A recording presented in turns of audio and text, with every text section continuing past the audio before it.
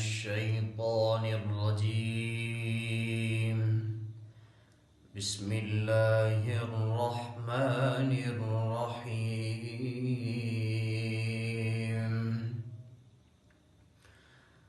إن الله لا يستحيي أن يضرب مثلا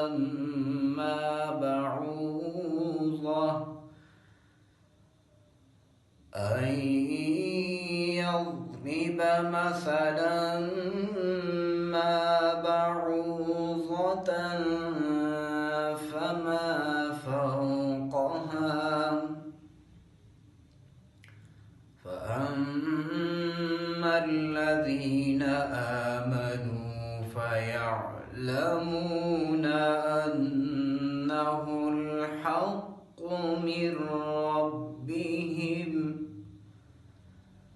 وأما الذين كفروا فيقولون ماذا